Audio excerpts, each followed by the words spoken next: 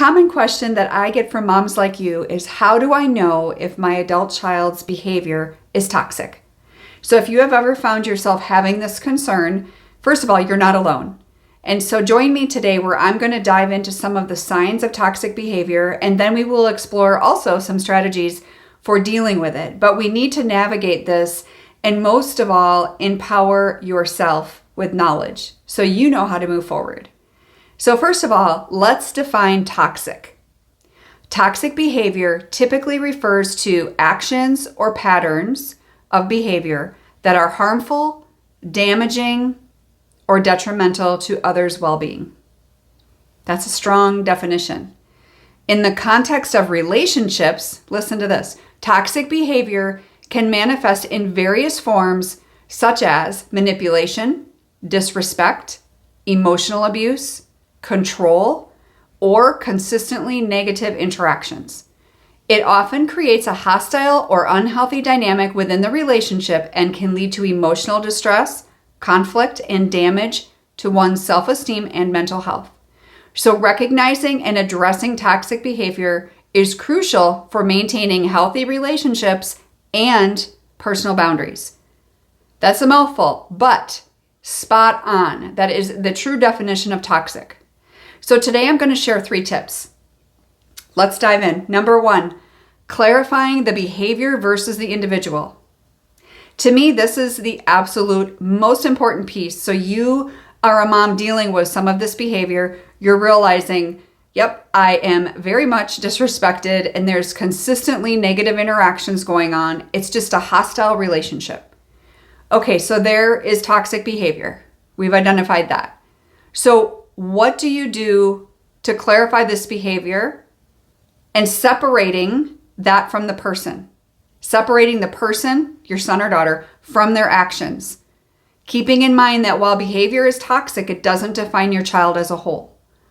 And I want to encourage you to acknowledge that your son or daughter's inherent worth and value as a person is not defined by their behavior. And some of you are shaking your head, no, that's not true, Sally, because my son or daughter is being a jerk, or my son or daughter is an addict, or my son or daughter is involved in some criminal behavior, or, fill in the blank, right? Maybe they've just become a nasty human, right? It happens. All of our actions have consequences, and sometimes within a family and sometimes within the law. But at the end of the day, the symptoms are just that. They're symptoms, and putting a Band-Aid on it is not going to solve the problem. So we need to get to the main issue, the core issue of why someone is acting a certain way. There's always those roots down below, right? Roots down below that are causing it. And in addition, I believe it's totally a spiritual battle as well for the family. And so I still stand firm in this because we have to address toxic behavior by addressing the specific actions or patterns, not condemning the entire person.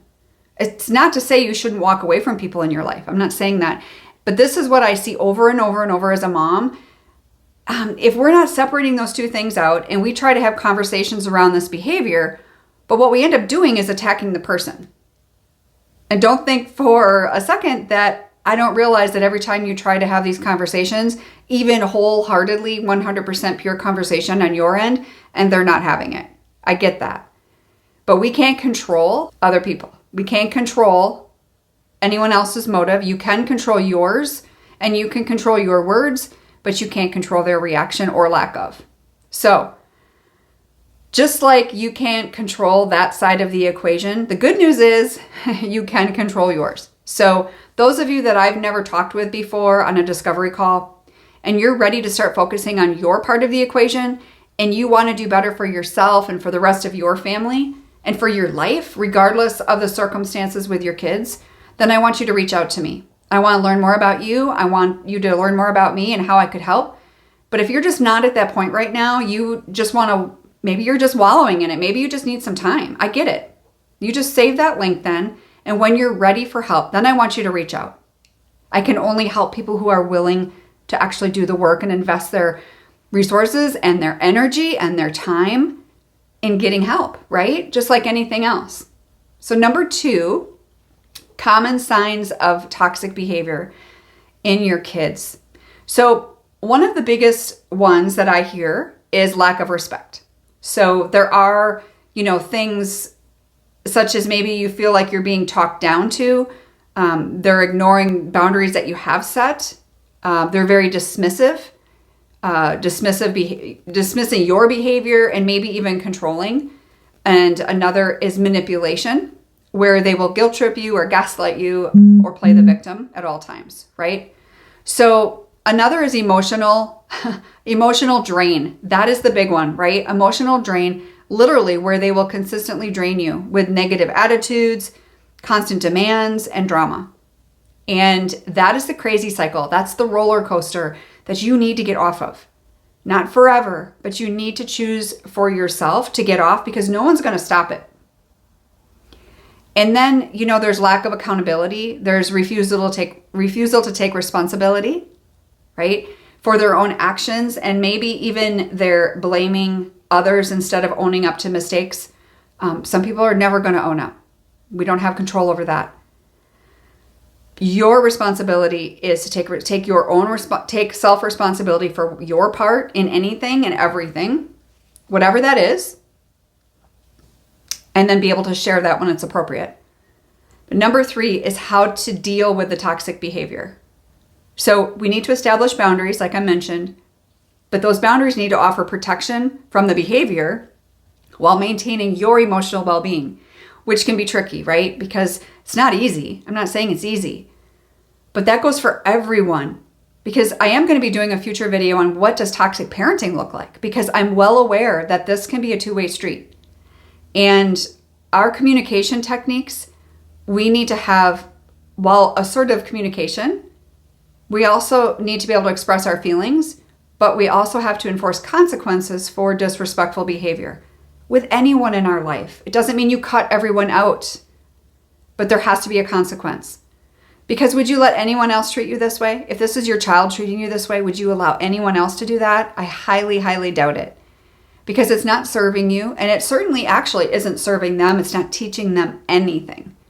So you need to seek support. You need to have self-care practices in your own life, hobbies, exercise, learn how to have relaxation to manage your stress, because we need to maintain your resilience. And I'm a true advocate and a believer that you are more resilient than you give yourself credit for. But you have to realize that you do not have to live in this cycle. And like I said, nobody's going to break it. It has to be you. But I am also a firm believer that I know how hard this is. And my goal is to help you figure out what is best for your needs. And if this describes your world right now that I just shared today, maybe it's time for you to get off that crazy cycle before your health and wellness is destroyed to the point where you aren't going to have a choice. And I want you to take a look at this next video. It's a video I did on mother's hidden pain and coping with estrangement. I hope that blesses you.